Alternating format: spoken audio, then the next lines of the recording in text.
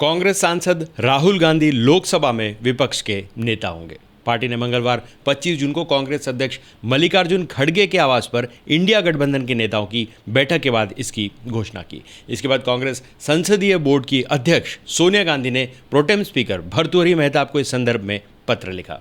राहुल अपने 20 साल के पॉलिटिकल कैरियर में पहली बार कोई संवैधानिक पद संभालेंगे। वे इस पद पर रहने वाले गांधी परिवार के तीसरे सदस्य होंगे। इससे पहले उनके पिता और पूर्व प्रधानमंत्री राजीव गांधी 1989 से 1990 तक और मां सोनिया गांधी 1999 से 2004 तक इस पद पर रह चुकी हैं। लोकसभा में 10 साल से नेता प्रतिपक्ष का पद खाली था। 2014 और 2019 में किसी विपक्षी दल के पास इसके लिए ज़रूरी न्यूनतम 10% सदस्य नहीं थे। नेता प्रतिपक्ष के लिए दावा पेश करने के लिए किसी भी पार्टी को कुल 543 में से 55 सदस्यों का आंकड़ा पार करना होता है। 2024 के चुनाव के कांग्रेस के 99 सीटों के साथ सबसे बड़ी विपक्षी पार्टी बनी है। भाजपा की 240 और एनडीए की 293 सीटों के मुकाबले इंडिया गठबंधन 232 सीटें जीतने में कामयाब रही। इससे पहले 2019 में लोकसभा चुनाव में कांग्रेस सिर्फ 52 सीटें जीत पाई थी।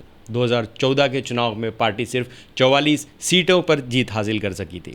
नेता प्रतिपक्ष के रूप में राहुल को कई शक्तियां और अधिकार मिल जाएंगे। वे प्रधानमंत्री के साथ चीफ इलेक्शन कमिश्नर सहित चुनाव आयोग के 2 अन्य सदस्यों की नियुक्ति का चयन करने वाले प्रमुख पैनल का हिस्सा होंगे। इसके अलावा Rahul Gandhi Lokpal, ED CBI director, central vigilance commissioner, central information commissioner, NHRC प्रमुख को चुनने वाले समितियों के भी सदस्य होंगे। प्रधानमंत्री इन समितियों के अध्यक्ष होते हैं। ऐसा पहली बार होगा जब इन पदों पर नियुक्ति के फैसलों में प्रधानमंत्री मोदी को राहुल गांधी से सहमति लेनी होगी।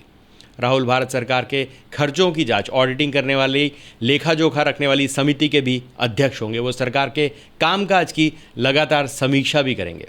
राहुल दूसरे देशों के राष्ट्रपति या प्रधानमंत्री को किसी भी राष्ट्रीय मुद्दों पर अपना दृष्टिकोण देने के लिए भारत भी बुला सकते हैं।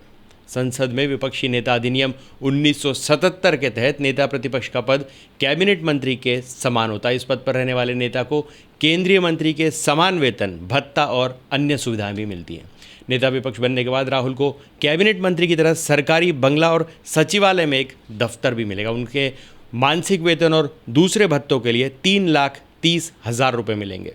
बतौर सांसद राहुल को हर महीने 1 लाख रुपये वेतन और 45,000 रुपये भत्ता मिलता था। राहुल को कैबिनेट मंत्री के समान उच्च स्तर की सुरक्षा भी मिलेगी। इसके अलावा उन्हें मुफ्त हवाई यात्रा, रेल यात्रा, सरकारी गाड़ी और दूसरी सुविधाएं भी मिलेंगी।